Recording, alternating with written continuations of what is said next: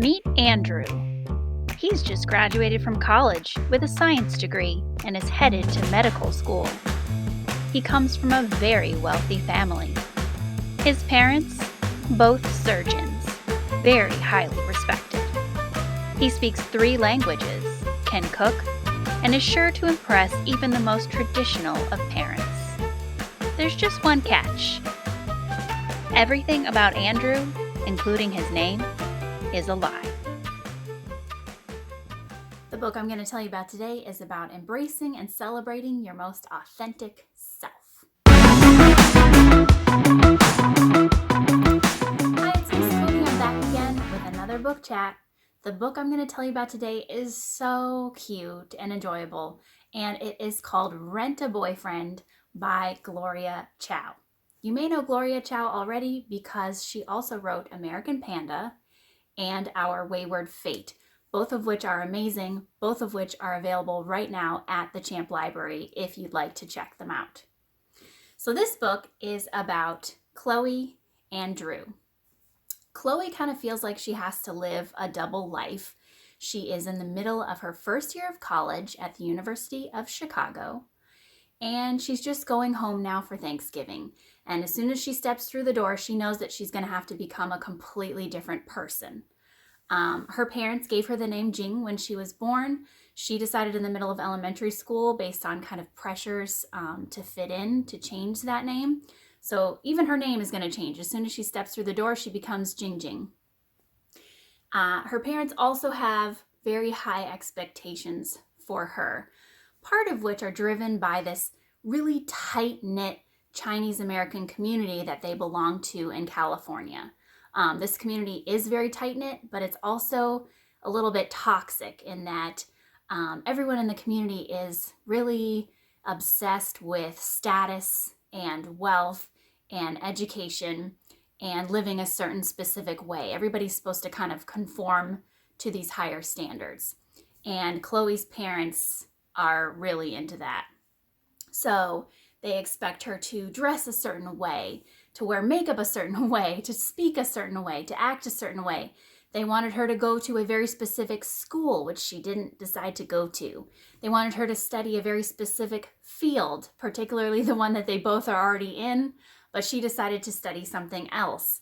And most importantly, they really, really expect that she will marry somebody that they chose.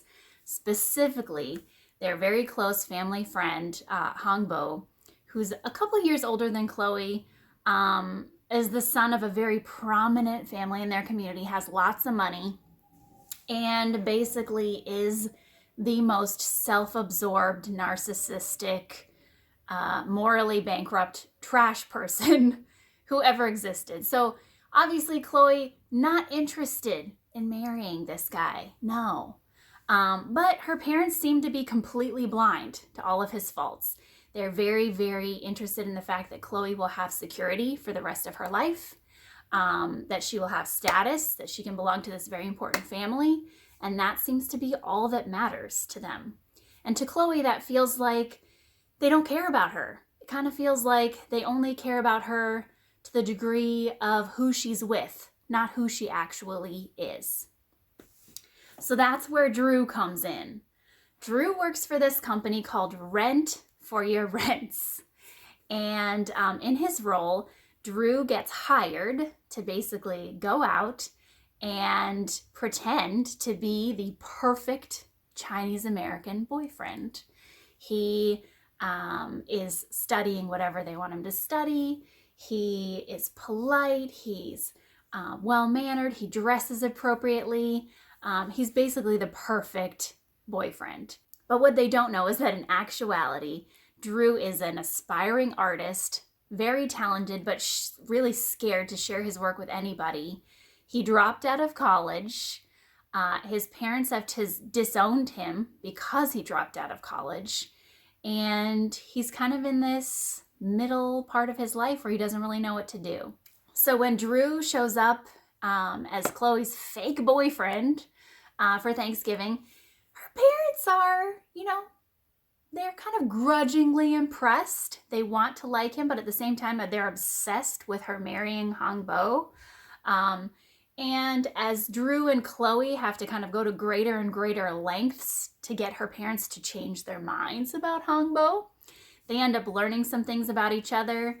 They end up connecting kind of in spite of themselves. Even though this is a job, they find that they have a lot in common, that they really like each other, who they really are. And they kind of start having this romance when they're not supposed to. So this is a very cute romance novel. It has a lot of heart. You're going to learn a lot reading this book. I actually was really reminded of several TV shows when I was reading this book. I think because fake dating is such a fun romance trope. It's one of my favorites, and it's just always enjoyable. If you actually binge watched Bridgerton recently on Netflix, I think you are going to adore this book. It has kind of the same like fake dating to real dating premise that's really enjoyable. But also another wonderful thing that Gloria Chao does in this book is that she kind of threads throughout the story lots of Mandarin language and lots of Chinese culture. So if you are a native Mandarin speaker, or if you're taking Mandarin at Champ, or if you're just a lay person who really wants to learn a little bit of Mandarin, this book is great for that. She even includes like a pronunciation guide at the beginning and a glossary at the end.